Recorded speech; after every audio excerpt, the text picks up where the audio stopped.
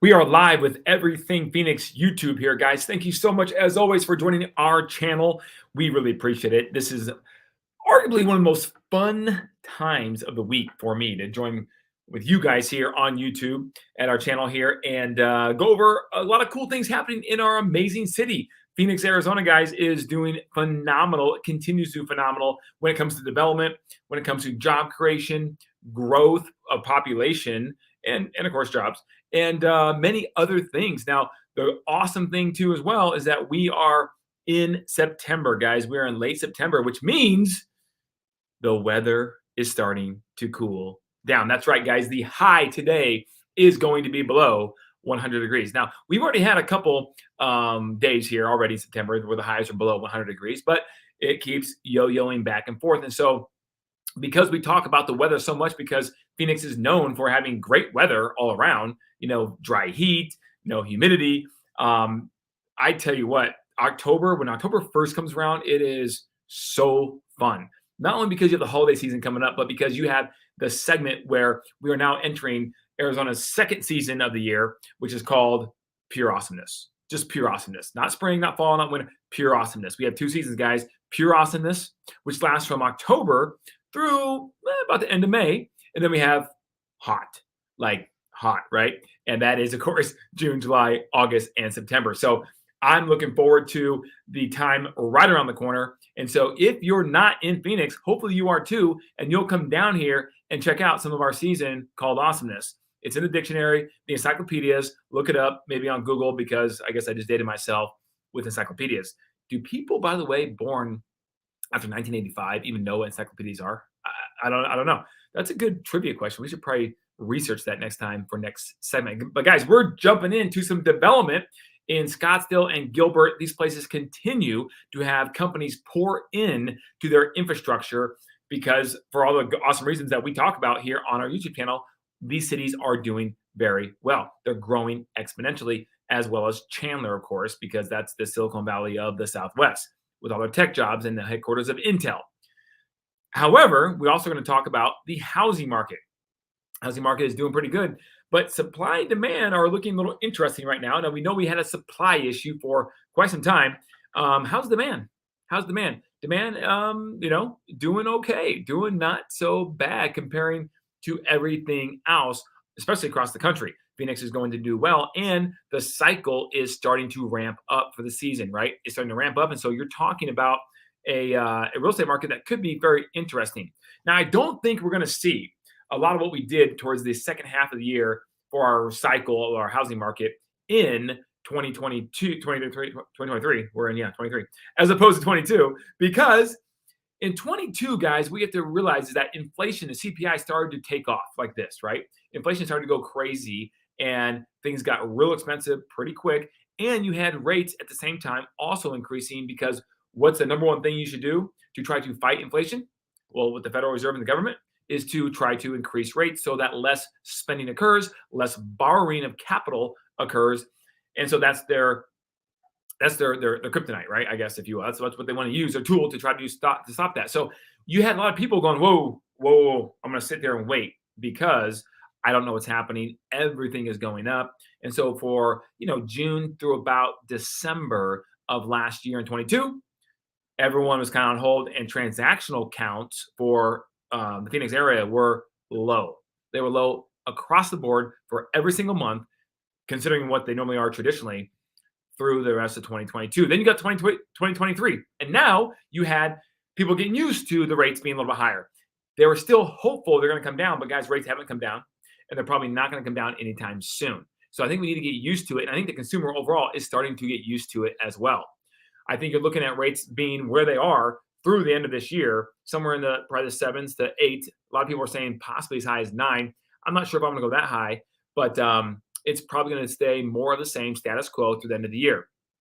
And then you have the season where people will start coming down outside of the Phoenix area, the Arizona area, for the snowbirds, if you will, right? People with money, with means, will be flocking to Phoenix like they always do. And with them, they bring their spending, which is good for the local economy. Also, a lot of people have cash, guys. There's a lot of cash on the sidelines, and there's a good chance that a lot of people continue to create this trend that has occurred over the last couple of months where a lot of the luxury home market that we're talking 2 million plus is being purchased with cash. Believe it or not, that's a lot of dough, but it's happening. And people have money on the sidelines waiting to invest into the local economy. Phil, what's going on? Thanks for joining. I appreciate it. Weather is gorgeous today and has been all week. Yes, I went outside this morning to work out, and it was like 70 degrees. It was awesome, awesome. June was beautiful too this year. You know what? You're right. I think a lot of people forget about that. Everyone assumes because everywhere else in the country it kind of gets warmer. It's summertime in the Midwest, East Coast, etc. In June, they think, well, in Arizona it's going to be brutal, and frankly, June it can be hot. But this June was amazing. I think July and August made up for it because it got really warm for a while there. But June was very pleasant. Pleasant being around 100 or so, even below, and many times for the month of June this year. Which that's a good point, Phil. Thanks for bringing that up. Appreciate that. And thanks for watching as well. Abby, what's going on? Dear snowbirds. Oh, here's a Dear Abby letter. No pun intended, of course. Dear snowbirds. Bring cooler weather too. No snow, but at least a nice fall breeze. I would love that. We have the Halloween decorations out at my house right now. I know it's September, but you know what? We're trying to manifest this cool fall weather, right? That everyone else right now in Illinois and Indiana and Nebraska are experiencing, and even Iowa, Abby. I know you're from there, so even Iowa. But we're hoping we get some of that too down here, right in Arizona. So, all right, guys, let's jump in. I know you didn't come here to hear me babble the whole time, so let's jump in on some of the data. Here we go. Let me share my screen here, and we'll talk about the housing market first, okay? Housing market first is what we're going to talk about, and then we are going to jump into some development. So we're going to jump in right now, share my screen. Here we go. Right now, average list price per square foot. That's kind of the topic right now that's trending, if you will, in the housing market.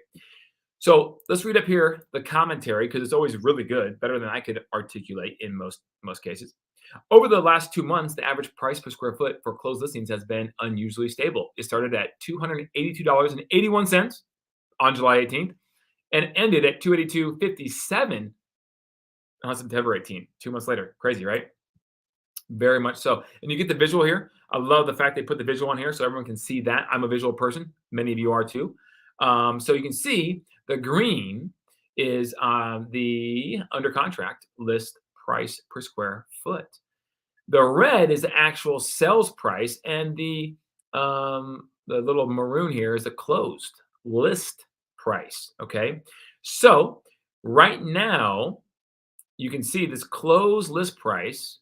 Okay, that's where it was listed when it actually closed, but the sale price was right below it, trending. So you can see the difference, right, between what someone asked for when they're trying to sell their house here in Phoenix currently and what they're getting, right? There's always this negotiation, right? Because the buyers do have leverage right now. They do have some leverage in most cases. What we're seeing right now, guys, by the way, let me just articulate this really quick because this is an important point. What we're seeing right now is we are seeing this effect on the housing market, and it's across the board on all price points for the most part. And that is this. If you have a home that is fully remodeled, and maybe not even fully remodeled, but definitely fully remodeled, or it's just, updated for the most part throughout of what people are looking for today. And if you want to know what people are looking for today, all you got to do is go to houzz.com, HOUZZ.com, or Pinterest, and you'll see what the trends are for interior design on houses. And it's still very much so the modern transitional footprint here in Arizona in terms of design for interior. If your house has that or something very close to it, and it's priced just decently, not low or even remotely out of the crazy realm of what market value is on the high side, it's going to sell, and potentially with multiple offers. So we are seeing multiple offers in certain cases. Now, the flip side of that is if you have a home that is not updated or hasn't been updated for quite some time, or maybe it has some updates, but it's not well taken care of. Guys, I went to a house just 2 days ago, $2.9 million they're asking, okay? Big house, $2.9 million here in Scottsdale. We had a client looking to buy something in that price range. And they're looking for square footage in a big house. They really want a gated community, so this was in that. which is great. The community is fantastic. It's awesome. It's well kept. But inside the house was not. You can tell right away. Now they had some updates, not a lot. That's okay. That's okay. But it was just the appearance of deferred maintenance was throughout the interior of the house, and so it just didn't portray very well. Needless to say, our client did not want to purchase it, but I'm sitting there thinking to myself the whole time, man, if this house, if they would spend some money, and I don't know how much that would be necessarily, but it'd be a decent amount to clean up everything, paint some of the exterior of the house, which they did because the sun fading and some cracking, take care of those little things. It might be about $10,000. And my guess is that homeowner, not always, but homeowner who has a $2.9 million house probably has 10K sitting around somewhere they can get a hold of and use it on the house. Because I'm telling you right now, as sure as I see it today, guys, it will pay off. It'll pay off at a minimum of 3 to 1 in this market right now, and at a minimum. And so, but people just don't do that because they just see the cost and go, I don't want to do that. There's a risk. And there is, but it's the closest thing to a guarantee in this marketplace today because there are people out there with a lot of money who are looking for nice houses and they just want the convenience. They just want the convenience. Michael, what's going on? What's up, man? Thanks for joining. I appreciate it. You've been a long time listener of our show, and I really appreciate it, Michael. Thank you so much for saying, what's up? All right, so let's get back to the data, and let's see what they have to say some more about that, okay? So here we go. Before you get a sneak peek down there on the CMI, let's go over this. The average price per square foot for the list price of those same closed listings is even more stable. It started at $283 and ended at $288. I'm sorry, $288 and ended at $288. Note that it went up very slightly while the average sale price went down very slightly, confirming listings are closing at for a marginally lower percentage of lists than 2 months ago. That's exactly what we're talking about right here, guys. This difference here, this delta, is the difference between what people are asking and what they're actually selling for. So that tells you right there that most properties, in fact, the majority, do not have multiple offers. Because if they did, they'd probably be sticking right there at that asking price or maybe even going over ask. However, there is a delta there, and that's kind of be expected when you're in a somewhat balanced market overall. Meanwhile, the average price per square foot for listings under contract has been rising over the last month after falling for the month before that. It now stands at $313, guys. Check out that green line, $313, after starting at $308 and dipping to $304.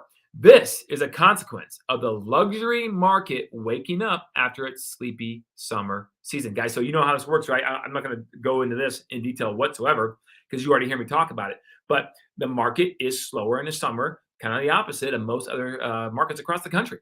I know where Michael lives in Chicago area.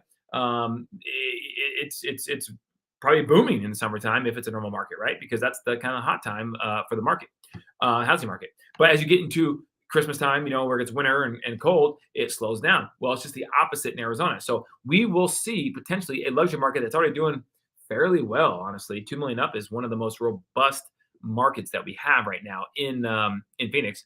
In fact, here's a nugget for you guys. In fact, the housing market, if you take the price segments across the board, and I'll bring this up maybe on a next YouTube Live, the house segments across the board, I was looking at this the other day. The housing price range from 2 to 3 million and 3 million plus in Phoenix are the only 2 price points that actually increased year to date across the whole board. Everything else was, maybe negative by a little bit, maybe 0.6%, maybe 1.1%. But the luxury housing market has actually increased on a square footage annual sales basis year over year. Is doing well. And now we're heading into that season again, so it could do even better. All right, so we have more commentary. The gap between the green line and the brown line in the chart is too wide, suggesting that closed pricing will probably rise between now and October 18th. So this line up here is maroon line. Expected to probably go up a little bit, okay? All right, here we go. Active listing counts have started to rise significantly over the past 2 weeks, with accounts excluding anything that's under contract moving up 6.1%, okay? New listings, here we go, are still scarce, but they are less scarce than a month ago. We have seen the 28-day count rise from the low of 6,400 on July 31st to around 7,100 this week. Supply is going up. This is still well below our normal of 9,500 to 10,500, but demand is so weak that an extra 150 listings per week cannot be absorbed. The increase in supply is causing the Crawford Market Index to fall, signaling a weakening market balance for sellers. The trend is still looking like it will probably continue until mid-November, when the usual seasonal decline in active listings is likely to kick back in. This is good for buyers since they will have no more choice and a little extra, and more choice, and a little extra negotiating power, guys. So this is why we titled on the picture of our YouTube live today, "Now is the time." Okay, because guys, every time we go through some sort of market correction, the correction for the most part seems to always go in the direction that everyone thinks it's not going to go, right? And primarily up. Now obviously in the last year it went down, but how many people actually bought when that was happening? Why? Because who wants to catch a falling knife? Nobody. When is it going to be at the very bottom? Right? We just don't know. So a lot of people still hold off even though it's going down. Well, right now, what that's saying here, this commentary, which I think was spot on, is that demand is still weak, but supply is increasing. When supply increases and demand stays weak, you get this gap, and that gap is known as buyer's advantage right there. Buyer's advantage because, here's why. I had someone say to me the other day, but Kelly, the interest rates are still high. It's a high payment. I'm currently paying $2,400 a month right now on my mortgage. And if I get a house that's somewhat similar because of price points and rates, I'll be paying $4,200 a month. And I say, yeah, you're right. But that's where becoming an advisor or having a good advisor in the corner really pays off. Not that they're going to have the magical answer necessarily, but it pays off because it gives you, a good advisor can give you some good options that may work for you. For example, the first question I have is, do you believe that in the next 2 years, the Federal Reserve will have to probably bring rates down? Well, what would cause them to do that? What would cause them to do that is the economy continuing to kind of falter a little bit, right? It's getting weaker. Unemployment rate continues to rise a little bit. Hopefully, inflation continues to come down a little bit. And if that happens, the Fed's going to sit there and go, well, we got to try to achieve this soft landing. So what do we do? Well, we're going to now bring down rates a little bit. Now, we're not saying go crazy here, but maybe bring down rates, a quarter point, and then see what happens. Another quarter point, and then see what happens. And right, you get the point. And so that happens, and the rates come down a little bit. If that happens, and you believe that happens, or maybe in less than 2 years, it will get down to 5.5, maybe 6, maybe even better. I don't know. But if you believe that would probably happen in the next 2 years, then we can do something like a 2-1 rate buy down where you can get your payment to be, because you have negotiating power now, get your payment to be 2 points less in year 1 point less in year 2. Or maybe even a 3-2-1 buy down where your rate that normally is maybe 7.5 today would be 4.5 in year 1, 5.5 year 2, 6.5 year 3, and so on and so forth, and back to 7.5. So because if it is, and you don't believe the market's going to completely fall off the wagon here, right, which it shouldn't, based on all the economic data for Phoenix, based upon the amount of companies bringing their job growth here, divisions of their companies, high-paying jobs too. So if that's true, then, and you think that's a high probability, then you're taking a calculated risk because to basically buy that house today. Now, you should be able to afford your fully indexed rate. If it's 7.5, whatever that payment is, you should be able to afford it because you don't want to gamble on that. Because what if the 1% or 2% or 3% situation happens, and it doesn't happen? You never know because of things outside your control that could happen with the world. But at some point, you have to take calculated risk because if you take no risk at all, then unfortunately, you just don't get ahead at all in life. So that's my opinion on it. So Cryptomaniac. Oh, I get a wave. Thank you. Appreciate it. Thanks for joining. Really appreciate you watching our channel here today. Okay, so that's the situation here when it comes to this chart. Demand's still weak. Supply is getting bigger. There's more homes coming on the market, even though it's not much. More homes coming on the market because they will continue to do so until the holiday season. What they're saying. That's our cycle. And so until demand increases, demand stays here and supply increases, and then eventually it comes back down, then okay, right here, you may not have as much leverage. But if it increases through now, October, early November, you have this big gap of buyer advantage. So maybe that's the time to jump in. You can dictate the terms of the house you buy, and everything's, somewhat good. Now, there's exceptions across the board, right? There's properties that, are in more demand or areas in more demand like others. Like, for example, Phil's neighborhood. Cactus Corridor. It's in higher demand right now, especially if it's something that an investor can buy because right now the big thing is, hey, let's build, let's take a nice lot in a great area and let's build a big luxurious custom home and sell it for a really pretty penny, which takes time, money, and all this stuff. But there's so much money on the sidelines with these investors that that's a real probability. So that's in more higher demand than maybe the house in within a 5 mile radius. That's just a track home that is in a $750,000 price point or a $900,000 price point because that's a little more challenging. In terms of rates, that buyer is a little more rate dependent. Who's looking for that house? So there's exceptions, guys. Okay, so now we're gonna jump back over here. That's the housing market. Well, you know what? Before I do that, let me just give you a little sneak peek. There's our Crawford Market Index for these suburbs across the Phoenix area. Check it out, guys. It's pretty rad, right? I mean, red, not rad. Just make sure you guys are awake. So look at a lot of red. It's going down as the commentary just proved, right?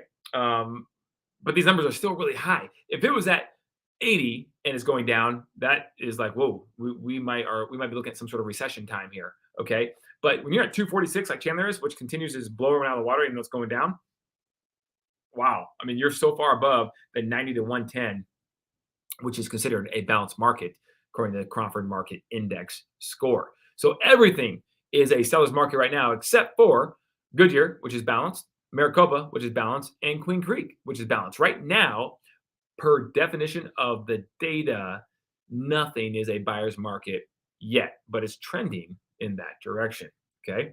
So let's move over here to some development. Okay. There's an indoor family fun park concept set for Arizona debut in the West Valley. Okay.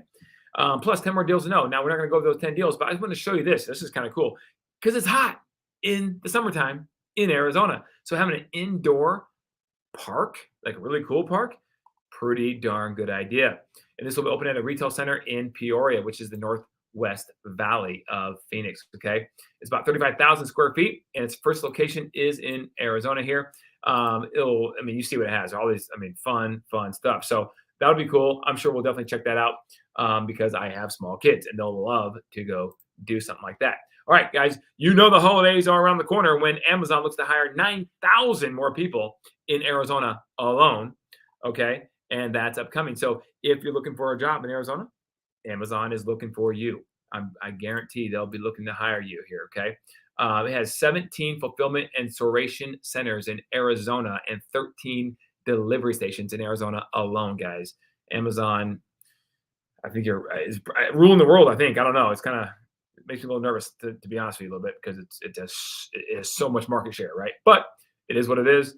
They made convenience. They made the definition of convenience. I think it's in dictionary, just Amazon, right? So that's interesting. Okay, let's keep it moving. Now we talked about this, guys.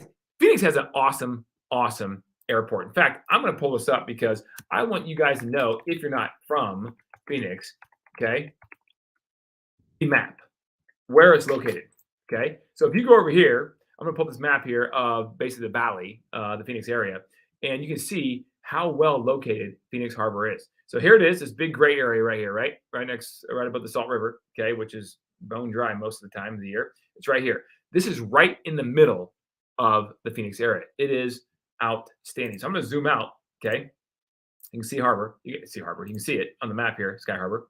And you can see that you have the 5th largest city in the country, and you have right here in the middle, convenient for everybody, this Phoenix Sky Harbor International Airport. And so take that in consideration, along with JD Power just ranking it, a very high ranking.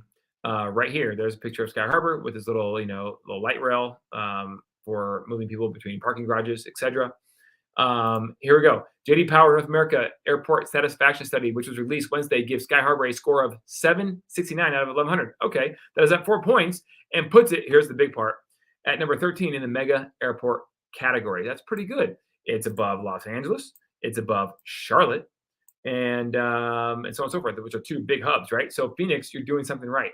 It's going to continue to get better because they're continuing to expand the airport as well, and as the city grows. But guys, for being a mega airport, and we've all been to the big ones, it is so easy to get around. So easy to get around. It's nothing like O'Hare or LAX, right? Or Atlanta's airport. I mean, it is so easy to get around. So, anyways, if you're traveling, you'll love it coming here to Sky Harbor. Now, I gotta throw this into the mix because you know what I gotta do a humble brag here. Okay, these are the most productive real estate agents and teams. Okay, in I'm gonna come back to that one. Before I do a humble brag, I just kind of screwed myself, right? On that. So we're gonna come over here. I'm gonna pull up the real one for you. Okay. But basically what the humble brag was, guys, is the fact that our team made top 20th largest real estate team by production in all of Phoenix for 2022. So golf clap. So that was really cool. So really humble and a lot of humility there. Seriously, in all seriousness, because our team did such a great job. So and thank you to all our clients out there who support us. I really appreciate you. But number 20 out of all 92,000 real estate agents in the entire state of Arizona. So that's awesome. Okay, Gilbert approves an 18.4 million dollar land purchase in historic heritage district. Okay, so Gilbert continues to explode, guys. This is a new development in the historic area of the town of Gilbert, which is awesome. It's a plot right here. You can see it. Okay, not nothing too exciting, but Gilbert continues to defy the odds and continues to grow. Gilbert, Chandler together in the Southeast Valley are just doing really big things, and developers and development is flocking there as well. Scottsdale, no shocker here, also doing the same thing. Denver developer buys a vacant parcel in North Scottsdale for $1 billion with a B dollars. And it's this parcel just north of 101 here off of Scottsdale Road, which is the last prime piece of land. There's some more there too, but it's getting rarer and rarer, fewer and far between, to find some land privately owned that is available to be bought in Scottsdale. And so D&B sold this parcel for 3.21 acres for $1 billion, guys. $1 billion. That is, and they put down $22 million in cash. That is absolutely incredible. More residential units planned. People want to live in Scottsdale, and so they're going to obviously build some apartments and some other things as well. But there's going to be a lot of residential development right there on the north side and the south side of the 101 there at Scottsdale Road, because Optima is building a $1 billion project there as well that are all going to be private condos and some apartments as well. So, okay. We're almost done here, guys. Just moving through a few more development things I think are kind of cool. Partners move forward on long-planned hotel in downtown Phoenix, guys. This is coming. This is really cool, actually. This is in the works since 2017 or 16, and it's called the Edith, and it's finally now moving forward. 17 stories high, 236 rooms, and 23,000 square feet of flexible meeting space, okay? This is going to be going on in downtown. You can see the renderings from, 2018, okay? And now it's moving forward. Okay, so that downtown Phoenix continues to grow and explode, which is good as well. Also, Phoenix on the map internationally. The global forum to bring international recognition to the city in 2024. This is really cool. The Economic Forum of the Americas have partnered to bring it to Phoenix. So, guys, Phoenix is continuing to explode on this. So, just more things about Phoenix, more big things that are happening to our area. Okay, now let's hit this real quick. Scottsdale homeless housing plan met with concern from residents. You see this in the news a lot, that these cities across the country are getting hit with migrants. Well, you wouldn't think Scottsdale would be one because of the upscale, luxurious suburb, if you will. But, nobody's immune from this. So there's a lot of migrants coming across the border. And in Arizona, we are a border state. Now this is starting to hit home here with Scottsdale because a lot of the homelessness is occurring because of this. So they have a plan to basically convert some hotel rooms to shelter for the unhoused. So that is going on with city council. So apparently they have the plan in play. There's people that are not for it, people that are for it. And so as with anything like this, there's people on both sides. But because Scottsdale has always been one of the suburbs that has a lot lower crime rate than other parts across the valley, the state, and the country. This has a lot of people obviously concerned. So we'll see what happens. But, the government, you never quite know, right? So hopefully that will be okay and everything will be all good. So, guys, that's what I have here today for you. I know we're right up on our time here, so I want to cut it here. But, guys, thank you very much as always Next week, we'll have an update on what the housing market is doing for sure. And there's some more development happening that I've heard about that I want to save until it comes out in a nice little article. I can put it to you guys. But there's some things happening here in Scottsdale, Phoenix that are just really, really cool. And so I think as weather gets cooler and the development gets cooler and the job growth gets cooler and everything gets cooler, it's just a cool place to be, right? So come hang out with us. Give me a call if any questions, guys, 480-660-5974. Otherwise, I will see you next Thursday on Everything Live Phoenix. Everything Phoenix Live, YouTube Live. Stay classy, Phoenix. See you next Thursday.